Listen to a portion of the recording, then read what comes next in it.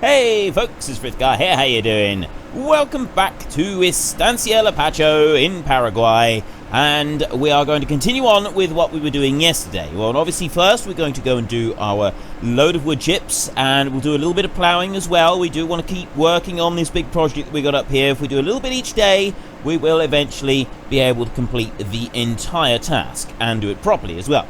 And then we need to do a little bit more feeding of the cows because, yeah, we put a load in and it really seemed to make a massive amount of difference to them. So we're going to take a look at that as well a little bit later on. Yeah, see, we still need quite a bit in there. So we will come back and we'll do a little bit more with them. We don't actually have any loan taken out. So we could, I was actually thinking about this, we could buy this field up here. I am seriously considering buying this field up here. You know what? Let's just... Well, we'll leave that one running a second. We'll just run over here. Let's see how much they want for it. Because that would sort of complete this top court. 110,000. That's not too bad, actually. That's not too bad at all, really. So I'm seriously considering purchasing that field. But what I'm also thinking about is... I need to do a little bit of ploughing for grass for the cows. Now I want to plough up this little area here so that we've got a bit of grass. Now we're fine at the moment, but we do need to sort of make preparations for this and get something done for them, or we got to like plant one of these fields with grass and do something like that. So we do need to plan ahead a little bit. I'm considering ploughing up the area there that's kind of fenced off, and then, you know, I don't know how far out we'd extend it. But then also, I mean, I don't know about doing anything there, but this little patch over here, rather than turning that into one big field, sort of get rid of the trees that are here and plough this up and plant it, we've got another little bit of grass for the cows. So I don't really know about that at the moment. I'm still considering my options. My question for this week, our weekly random event dictated that we no longer are able to use our combine, at least not this week, because combine's broken down, so we've got to lease another combine for the next harvest. Well, the next harvest is going to be the maize. Well, it's going to be all of it, but yeah, so we do need to lease a combine, and so the options that I'm giving you for which combine we lease is going to be the Massey Delta 9380 right there, the CR1090, the beast of a combine right there, that one there. We are familiar with that one, we have used that one a lot. We can have the T670 or T660, that John Deere there. We'll go for the bigger option, and we're going to use tracks as well if we get that one, because, you know, why not? And also this one right here is a breed of combine I've never heard of before, the Versatile. I don't know if this is an invented one or if this is a real one, I'm not really sure, but the combine itself does look pretty cool. So that is the final option right there. You've got the Versatile, you've got the John Deere, you've got the New Holland, or you've got the Massey. It's your vote, it's your game. Head into the comment section down below, let us know which one you want and why, and of course don't forget to actually cast your vote in the top right hand corner. Which combine do we lease for the next harvest to replace the combine that the John Deere combine that we would ordinarily use, which has now broken down? So unfortunate side effect of having these random events is that we do frequently have to take rather drastic measures and change the way we do things in order to keep everything running smoothly. So we're going to have just one more load of logs from this little pile, one more load of wood chips from this pile of logs that we've got right here, and then that's going to be it for wood chips. We'll have used up all of our wood chips. I don't think that's actually going into the trailer. Now it is. We'll have used up all of it. We'll have turned all the logs into wood chips, and then we've just got that heap over there that we've got to load up, and then that'll be it. We will have finally finished processing all of the logs and turning them all into wood chips, and then all we've got left to do up here is a good ploughing session, and we're finished. This project is done. We can move on to the next one, and like I said, the next one is most likely going to be the ploughing of the field next to the cows so that we've got some grass for them, and maybe a couple of fields down there. I'm not quite sure yet. I'm getting a few of these logs into the chipper already, so that when the lorry comes back, when the truck comes back... Oh, no, too many. I went too far. Frithgar went too far. Did it again. I always do that. Right. That'll be there ready to unload when we come back round. So that bit will be fine. We don't have to worry about that. We're going to have to move all of this lot and get it back down to the yard because it's taking up rather a lot of space up here, and also we don't really want to leave it here. That trailer in particular, that one needs to go, that one will go in the shed because that's got quite a lot of moving parts on it, so I feel that one would be better in the shed compared to some of these other trailers. But yeah, all of them will eventually need to go into the sheds. And I'm looking at these trailers here, and I've been sort of studying these trailers. There doesn't seem to be any actual hydraulics on these trailers. Not underneath, not on the top. You look at them when we come to tip them. So I'm curious, how do these trailers tip? How do they tip in real life? Do they have hydraulics on them in real life? Or are they only for, like, you get to the factory and... Oh, I very nearly tipped the thing over there. Do you get to the factory and then the factory has a thing that tips them out for you? Or are we just not seeing the hydraulics on here and there is actually hydraulics on them? I'm not quite sure. But you look, when we get over to the wood chips over here and we go to tip these out, there is nothing. It's just magic. It's absolutely magical things that happen, and it doesn't make any sense. And Frithgar is very confused, and Frithgar needs help with this. So I really do need to bring something over here and tidy up that little bit of wood chips that I dumped there just before we do anything else. Right, I start tipping that up like that. Look at that. See? Now, we've got the trailer right there. There is nothing. There is nothing underneath. There is nothing on this side. There is nothing anywhere. It is just magic. And now I'm underneath it. I think that it is just ropes. There is nothing here. There is no mechanism. There's no hydraulic ram. I see nothing at all. I think that it is just ropes. They come along and they do this in the factory. I'm sure of it. This is my theory. So in theory, you shouldn't actually be able to tip these things up at all, just randomly out in the countryside. But we can, so for that we're grateful. But yeah, so what is the real... What's the deal with these trailers? Does anybody know? Does anybody have any experience with these trailers in real life? What is the deal? What am I missing here? I'm missing something, and I feel it's vitally important to understanding the mystery of these trailers. Right, we're getting $188 per 1,000 litres for wood chips at the moment. We're now on $94,000, which is not bad. It's slowly creeping up again. We did spend some money, and now it's coming back up to the $100,000 mark. We're not going to be short of cash. We're going to need to lease the combine this year for the harvest because our main combine has broken down. It's a little unfortunate. We've also got to go and lease a forager, which is, again, going to cost us money, but it shouldn't be too bad. I've had a few suggestions for which forager I should use. A few people are saying that I should use the New Holland, the big New Holland one, the standard in-game one. Although I have used that one once before in the... which one did I use that in? Goldcrest Valley, I think. But yeah, we have used it, but we didn't use it very much. And then there's the Crone as well, the Crone Big X. I think I've used the Big X, but I'm not sure about the Crone Standard one. So I was considering the Crone Standard one. But again, I'm not really sure. Maybe I ought to go and look for something different. Is there any particular type of forage harvester that is frequently used in Paraguay?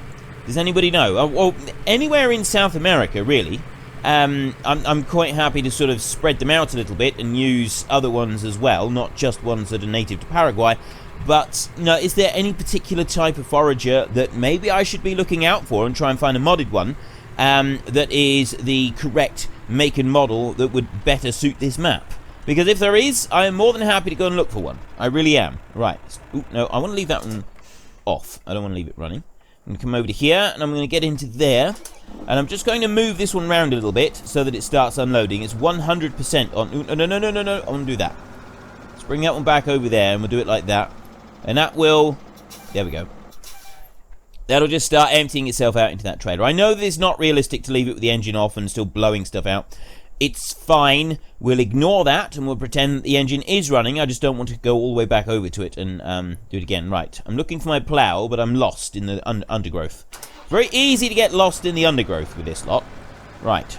We will spin this one round, and at the same time we will flip the plough.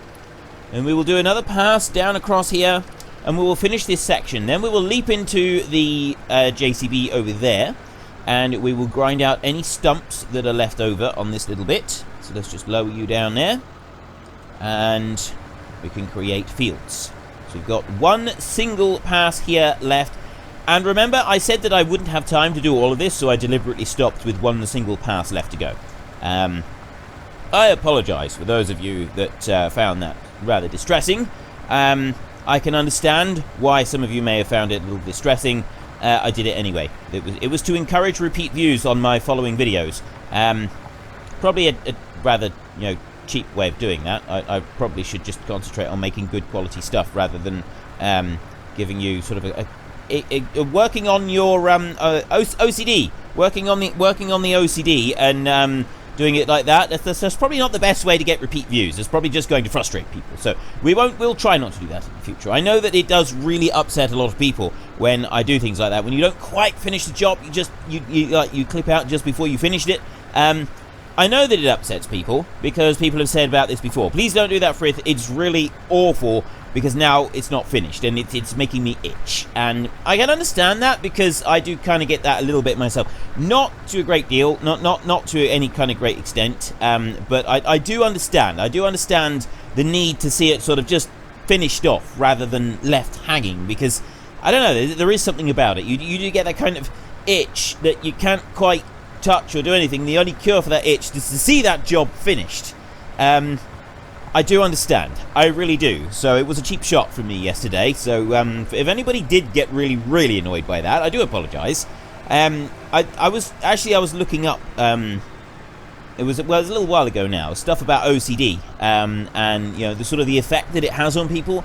And it is for people who don't get any form of OCD. It's now, for those of you who don't, it's obsessive compulsive disorder, and it's not really it's a very broad spectrum of things that can be affected by it, right? There's a very broad, wide range of things that can come up with it, and it's absolutely fascinating. It really is. You go and you look up about this, and some things you sort of think, well, how can that possibly affect somebody? Obviously it does, but you look at it, and then there's other things that don't affect people in the slightest, and you look at and like, these people must be inhuman monsters because that affects me. I can't do it, and it's there is other things like that. That there's like sound. There are certain sounds that some people can stand and some people can't. For me, it is wool. I've had to let go of my steering wheel and curl my arms up.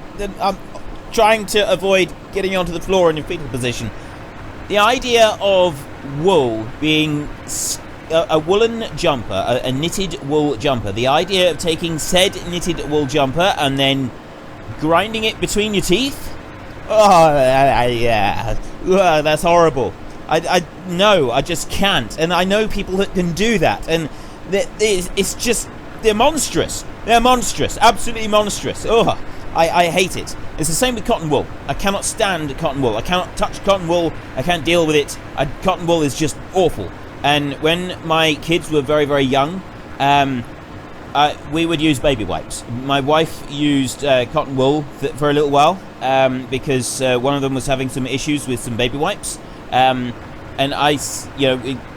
the special baby wipes that we would have needed to have used, well, we did need to use in order that he wouldn't get a rash from them, were quite expensive. So she was using cotton wool. There was no way I was assisting with changing nappies. I did my fair share of changing nappies. I did a lot of changing nappies, but if it meant having to use the cotton wool to change the nappy, no way, not happening. There is just no way.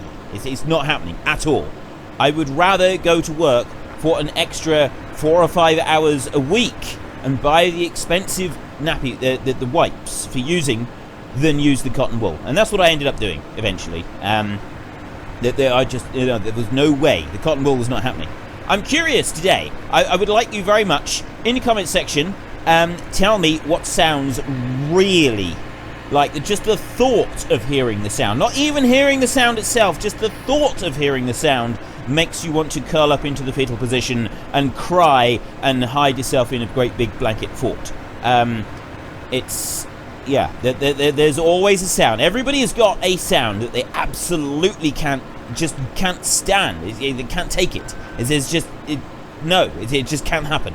So mine is the wool in between your teeth, and cotton wool as well. Just feeling cotton wool in between your fingers, like it sort of squeaks a bit. I can't. It's just no. It's wrong. There is a wrongness about that I can't even begin to describe. It's awful. And why am I talking about this? We're playing Farming Simulator, not Wool Simulator. Wool, it's a sheep thing. It's farming related. It's okay, folks. We can talk about this. It's farming related. I have made the connection. Right. The other one is a knife on polystyrene. That squeak of a knife cutting polystyrene. That is one that I really don't like. It's not as bad as the wool thing, in the cotton wool thing, but it's not far off. It's really not far off. But then there's another one. Some people really don't like the nails down the blackboard. You know, in a classroom, I mean, these days most people don't have blackboards anymore and chalk. They have whiteboards and markers, dry white markers. You have the whiteboard and the dry white markers. And so there's a whole generation of people growing up without the blackboard and the chalk. And the thing that would really get people's attention is somebody scraping their fingernails down the blackboard. And that is something that has never ever bothered me, not even a little bit. I used to have a teacher that in order to get everybody's attention, if he would say, right, can I have some quiet please? And if he did not get quiet within 15 seconds, even, well, probably less, probably more like 5 seconds, he expected it to be quiet immediately if he said, can I have some quiet please? And if it was not quiet immediately, out would come his hand from, well, out would come his hand, make it sound like he's pulling it out of his, I don't know, pulling it out of his drawer or something, as he got it in his desk beside him. But no, he would take his hand and he would place it at the top of the blackboard and he would slowly slide it all the way down. And once he started, there was no stopping the man. Once he started that deadly slide, there was no stopping. And some of the students would, it was just, you could see it affecting them. They would curl up onto the, no, and they would be blocking their ears and curling up. And, oh, it was brutal. Absolutely brutal. The bloke was a savage. He was a genuine savage. But it would certainly get people's attention. Everybody would stop and listen to him. You wouldn't get a lot of talking after that. I was one of only 3 people in the entire classroom that was not affected by the chalk on the the fingernails on the blackboard. It has never bothered me. That squeak has never bothered me. And I didn't tell him. There was no way that I was going to go and tell him, well, actually, that doesn't bother me, sir, but, yeah, if you were to get a bit of cotton wool and sort of scrunch that next to my ear, I would burst into tears. I would probably just cry on the floor. Manly tears, obviously, but there would be tears nonetheless. But no, I never actually told him that. I felt that it would be prudent if I avoided giving away my one weakness. You never give away your one weakness, do you? It just doesn't happen. So yes, those were happy school days. Actually, I always find it quite funny because literally, it was me and a couple other. There was one girl and one other boy, and it would never bother us in the slightest. We would just sort of look around, smiling, laughing at these people, maybe talking a bit more so that he would continue doing it, but not very much because he soon cottoned on to the fact that it didn't affect us. And so if we continued talking, then we just end up getting a detention. It's not really the way forward. You don't really want detentions are not fun. It doesn't matter who you are, detentions are never enjoyable. So, yeah, we didn't do that too much. We didn't push the boat with that one too much, because bad things would have happened to us, like the whole detention thing I just mentioned. So, yes, happy school days. The blackboard thing never bothered me in the slightest, and we now have a whole generation of children who have no idea what the nails on the blackboard is like. For those of you who don't know what it's like, you can get those tiny little kids' blackboards with chalk. They're just like little a toy thing. You can get them, and they are proper blackboard surface, so you can scrape fingernails down it. I urge you to at least try it. Relive the glory days of the blackboard in the school and the chalk. And yeah, it's okay. You may not want to. It comes with a health warning. If anybody that doesn't like it is nearby, they're likely to throw something at you. So I'm just warning you. There is a health warning with this. You may get injured, and it's not my fault. I absolve myself of all fault and all blame by giving you this warning. Okay, so you can come crying to me if somebody throws something at you for doing the whole fingernails on a blackboard thing. It's not going to work. Okay, it is not my fault. You have been warned. I've given fair warning. Right? You with me on this? I feel that is quite fair. I've told you all about it. I've told you what's going to happen. somebody's going to get upset. And if somebody gets upset, there's not a lot that I can do about it. Right, I'm going to do one more pass with this tractor and this plough. We're going to flip that one over, and then we're going to head back down to the cows, because I've been up here for longer than I actually intended. And we still need to feed the cows a little bit. So let's just come down over to there, and we'll stop right there and drop the plough in, like that. There we go. And we'll go gracefully on up through, doing one here. I've got to remember to leave a little bit to be able to access each of these fields. I don't want to get too carried away going all the way around it. We've got to be able to get to it with the combines so that they can decombine. It's only going to be one, so that it can do its thing and get the harvest done. There's beans that we got to combine, and corn and maize that we go, well, corn, whichever you want to call it. I think you call it both in South America, don't you, in Paraguay? Maize or corn, it doesn't really matter. But yeah, we got to get those combined, and then we'll be doing the whole crop silage. We'll be whole cropping the wheat and the barley and the canola all together. Is all going over to the biogas plant. Let's just bring that one down through there, and I don't want to get too close to that heap of wood chips over there, because we're going to want to be able to drive around it a little bit. So let me just come over a little bit further, a little bit more. There we go. Right. We have enough of this done today. We're going to head back down to the bottom of the map, and we're going to head back to the yard. We're going to head back to the yard, and we're going to be dealing with our cows again. Well, looking at the numbers that we've got in for the cows, I'm thinking probably 2 more loads in our power mixer over there, our total mixed ration thingy, will suffice. So what we're going to do is we're going to go over to here. We press R to interact.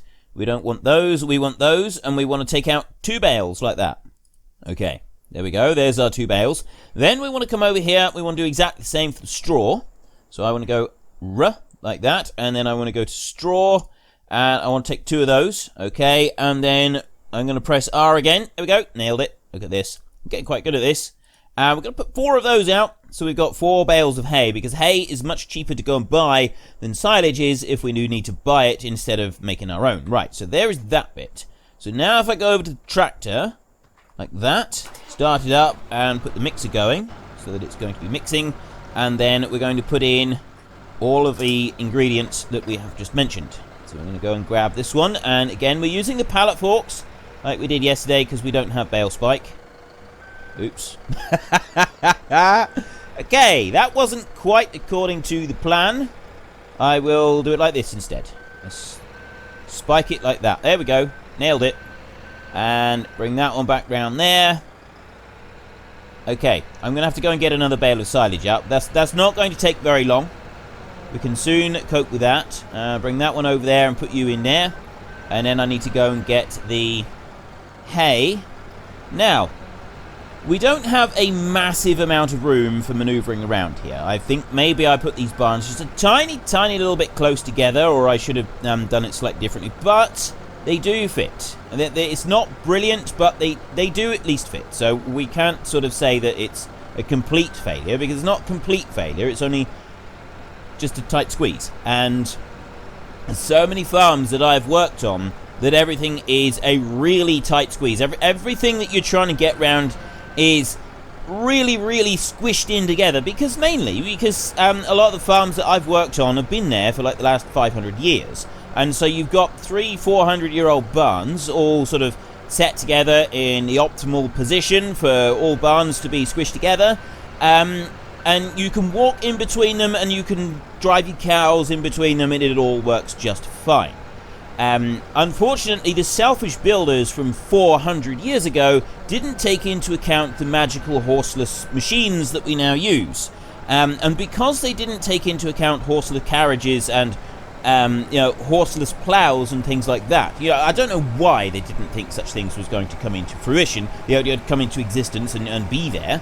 But because they didn't, it means that everything is all squished together. So when you're trying to get round your yard with your magical horseless carriages and horseless plows and so on, it's a little bit of a squeeze. It is a little bit of, you do have this difficulty trying to get round the yards. And so you get very used to, on English farms, unless it's a new farm, you do get very used to having to squeeze in round everything. It becomes extremely difficult to get round it. Oh, there we go. I was trying to press a button, it wouldn't work.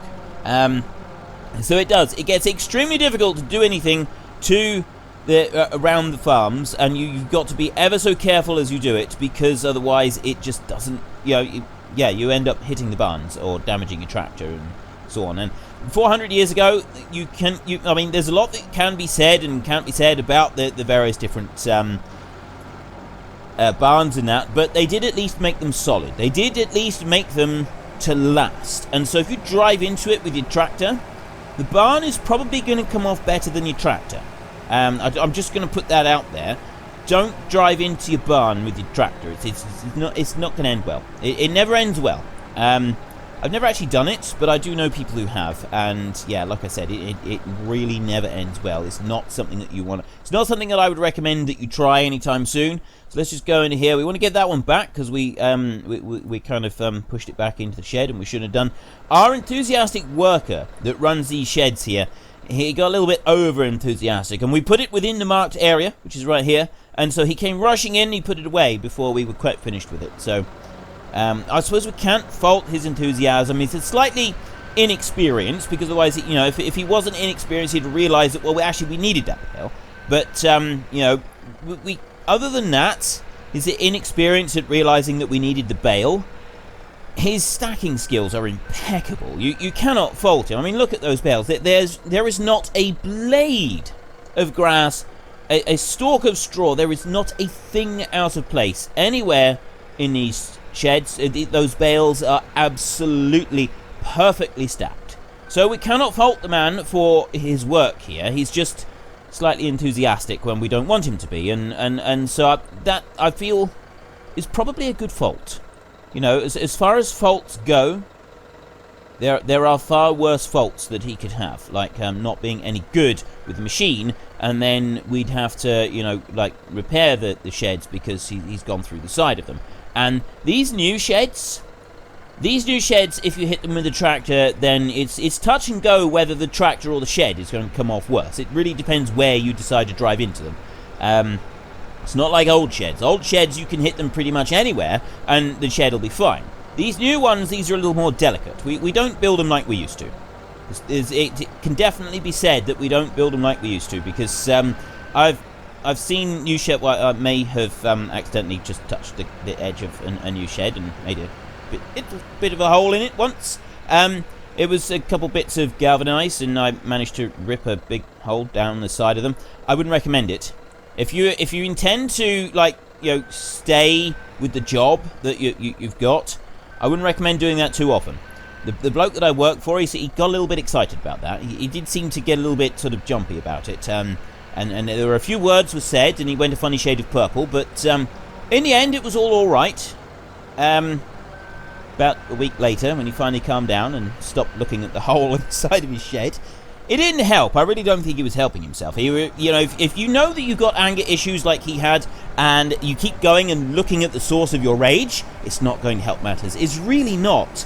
And I did try to, persuade him not to keep looking at it, and I don't think that helped either. And eventually, though, he did calm down. It was around the time that I repaired the hole in the side of his shed. He seemed to get a little calmer then, so that then he could talk about it without yelling at me. I didn't work for him for very long in the end, mainly because he had a tendency to yell about everything, and I don't like being yelled at. There's no need for it. I can understand him being upset, but quite frankly, I felt there was no need for it. Right, we have power food is climbing up. We got 187 cows. I'm not really sure how many cows we should be going for. I can't remember if I specified a particular number, or if I just kind of left it to go and we'll see what we get. I'm thinking, didn't I say like 300 or 400 cows? Weren't we going to go like big time on this? If we're going big time on this, I am going to have to trade this one in and get a bigger mixed feeder. I'm definitely going. If we're going for the big time rather than the small time, we're definitely going to need a bigger mixed feeder. Now, if we take a look here at the moment, we do need more hay. We could also do with another load. I'm not going to do another load now. We've done 3 loads. That's enough to keep us going for a bit. So we can just drag that one in there and leave it there for a minute. We'll stop that one. We need to think about what else we're going to do. We've got the combine is going to be ready, so we're going to have to sort of jump forward in time fairly soon. But it's this area over here. You can't really see anything while I walk around on the ground. So what we're going to do is I'm actually going to go and we're going to get our convertible back, because it's been stuck up on the bridge for ages. Wesley's been up here on a fishing trip. That's what it is. Wesley from the time-lapse series has come to stay, and he's been up there on a fishing trip. So we'll grab this one and we'll bring it back, and then we can take a little look. Let's see if we can get airborne going over the rails here. What is our convertible going to be like? What's it going to do? Okay, that was decidedly disappointing. Very underwhelming. We will look at doing something like that later on. Maybe we'll do some like crazy gameplay or something. I'm not really sure. I will eventually be going back to the Broadacre series for the completely unrealistic gameplay, but not at the moment because we're doing Farmer's Dynasty, and I'm really quite enjoying the difference in the gameplay. It's nice to be doing a farming simulator that's not actually this farming simulator, that has a whole different range of rules and a whole different range of like different things that you can do, and as you know, and new ways of approaching gameplay and things like that. So at the moment we're going to sort of stick with that one, but we will eventually be going back to Broadacre. So we will one day. We got this field here. Now, we could just go and mow it exactly as it is. It's marked out with a fence that comes up here, so this is kind of the limit of where we would be going. We'll just sort of take it up round here. We could run the mower through here, but I feel that would be really unrealistic, because if you're running the mower through, you've got all of these sort of branches and this undergrowth and the shrubs and everything growing in here as well. Obviously, if you were to run a mower through that, you'd take the whole lot. So it would be incredibly unrealistic to go and mow this without first getting rid of all this. So that is my next project. Once we finish the field at the top, I'm going to come down here and we'll start working on this one down here. We're going to try and get some reasonably tidy edges on this one. We will use the stump grinder machine on the JCB, because that does a really neat and tidy edge, so we can use that one to do the edges, and we'll come around here and we'll mark out the edges. We'll sort of put it about this far away from the edge, I think, as we go around, and come all the way down through here, and we'll mark out all this area. So it's not going to be huge. We're not going to be getting massive amounts of grass coming from this little zone, but there will be some grass coming from there, and we'll be able to plant it up with grass, and then we can mow it on a regular basis. That's kind of the plan anyway. Right, we have run out of time for today's episode, so my weekly question for this week is that our combine has broken down this week, which means that for our next harvest we're not allowed to use the combine that we would normally use, which is the John Deere one that we own. So we're going to have to lease one. We have to lease one. This is specified in a random event. Combine's broken down. The next harvest you must lease a combine. So we can either lease this Massey. We're going for big. We're going upmarket and big this time round. Massey Ferguson Delta 9380, that one right there. The New Holland CR1090. The John Deere T670i, or the Versatile RT490. It's one of those four combines. You've got the Versatile, you've got the John Deere, you've got the New Holland, or you've got the Massey Ferguson. It's your vote, it's your game. Head into the comment section down below, let us know which one you want and why, and of course don't forget to actually cast your vote in the top right hand corner. Now then, if I bring this one in here, I think I need to go like that, and then I need to back it in this way. I've been told that this car is not actually a particular car. It's like a cross between some kind of Ford convertible and a Cadillac, and I think there's a Chevy in there as well. I'm not really sure. I don't know very much about cars. Those of you who watch my car mechanic simulator series know very well that I don't know very much about cars. I mean, cars is not really my strong point, but I know that it's a convertible car. I know that much. But anyway, if you enjoyed this episode, then please head down below and give us a like. And if you really enjoyed it, then please tell your friends all about me. Get them to come and watch as well. That would be awesome. But until next time, thank you very much for watching. This is Frithgar. Goodbye, and see you later.